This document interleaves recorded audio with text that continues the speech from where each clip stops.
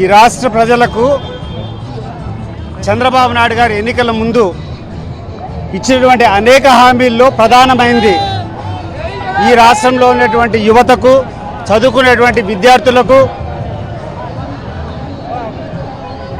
అనేక హామీలు ఇవ్వడం జరిగింది. వాటిలో సూపర్ 6లో కూడా అనౌన్స్ చేయడం జరిగింది. అధికారం వచ్చి 10 నెలలు అయిపోయినా కూడా ఇప్పటి వరకు ఒక్క రాగి నయా పైసా కూడా ఆయన ఇచ్చేటువంటి హామీలు అమలు కాలేదు. దాంట్లో ప్రధానంగా ఈ ఫీజు రీయింబర్స్మెంట్ అరాకొరా కొంతమందికి ఈ యొక్క ఫీజులు పడినాయి తప్పితే majority of the section 80 to 90% అగ్రకులాల వారికి ఎవరికే కానీ ఇంతవరకు ₹1 కూడా పడలేదు.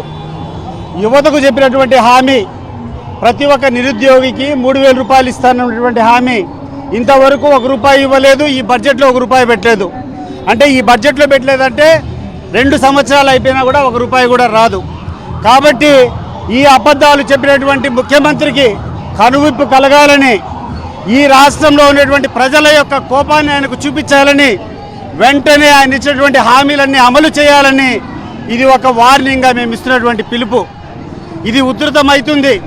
ఈయన ఇచ్చినటువంటి హామీలు నెరవేర్చకపోతే ఇది ఒక ప్రభంజనంగా మారుతుంది.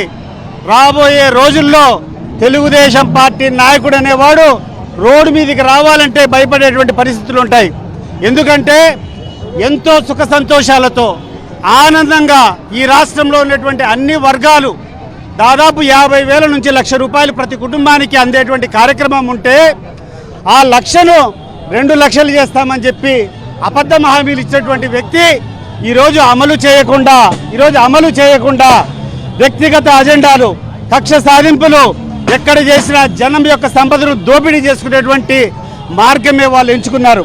కాబట్టి ఈ ప్రభుత్వాన్ని హెచ్చరిస్తున్నాం, వెంటనే మీరు ఇచ్చినటువంటి హామీలు అమలు చేయండి, లేకపోతే ప్రజల యొక్క ఆగ్రహానికి మీరు కొట్టుకుపోతారు అని చెప్పి వార్నింగ్ ఇస్తున్నారు. ఈ ప్రభుత్వం వచ్చి దాదాపు 11 నెలలు కావస్తుంది.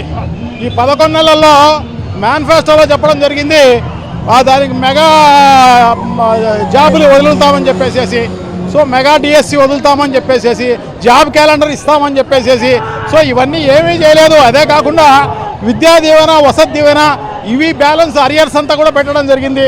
ఇది మేము ముందుగా ఈ వైఎస్ఆర్ కాంగ్రెస్ పార్టీ అనౌన్స్ చేసిన తర్వాతనే, ఉద్యమం జరుగుతుందని చెప్పిన తర్వాతనే ఒక ఇన్స్టాల్మెంట్ వేయడం జరిగిందనమాట. మరీ అన్యాయం, దారుణం. ఎందుకంటే అప్పులేమో 1,30,000 కోట్లు చేసినారనమాట. చేసి ఆ డబ్బులు ఎక్కడ ఉపయోగించుకున్నారో లేవో తెలియదు, కానీ ఈ 4,500 కోట్ల రూపాయలు వీళ్ళకి అరియర్స్ ఉన్నాయి. ఆ అరియర్స్ ఇవ్వాల్సిన అవసరం తప్పకుండా ఉంది. గొప్పగా అప్పుడు చెప్పడం జరిగింది 20 లక్షల ఉద్యోగాలు ఇస్తాం సంవత్సరానికి అని చెప్పేసి. ఒక్క ఉద్యోగం ఇచ్చిన పరిస్థితి లేదు. వాళ్ళ కొడుకు మాత్రం ఉద్యోగం వచ్చింది, వాళ్ళకు ఉద్యోగాలు వచ్చినాయి తప్ప వేరే ఏమీ లేదన్నమాట.